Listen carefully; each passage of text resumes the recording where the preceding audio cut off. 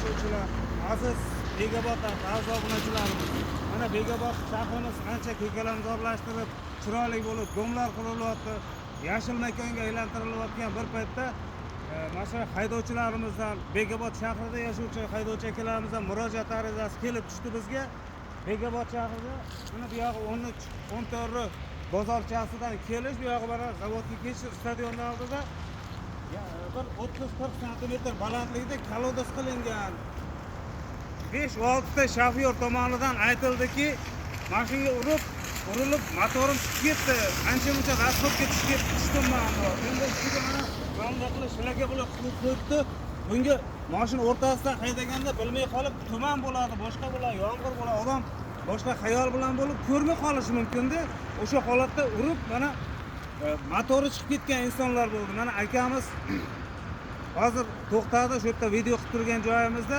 Aka nima bo'lgan? Meni ol akani olmay qo'ying. 2018-yil mana shunaqa imminda mashinam motori urilib, motorim tushib qolgan. Aha. Toy motorni mashinani olib ketgunimcha bo'lgan mobaynida 7 ta shofir to'xtab, meni ham motorim mana shunaqa urilib tushib qolgandi, balonim yorilib ketgandi deb aytib o'tib ketishdi hammasi. Siz urilganingizda 7 tasi aytgansiz. 7 tasi. Bilmaganlarimiz qancha?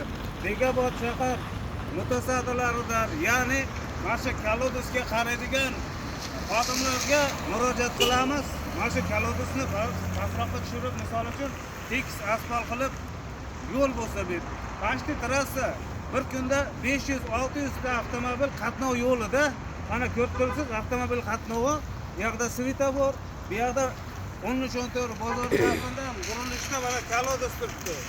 Biz birovni qoralamoqchi emasmiz, biz birovni yomonlamoqchi emasmiz. Faqat ozgina e'tiborli bo'lsak, nihoyatda bir nur ustiga a'lo nur bo'lardi. Aziz haydovchilar, Begobod shahrida yashovchi haydovchilarimiz like bosib, mana shu videoni trendga chiqarib yuboramiz. Kolodez xudo xohlasa agar bir haftadan keyin kelamiz, yana qilinmagan bo'lsa qayta video qilishda to'xtamaymiz. Salomat bo'linglar.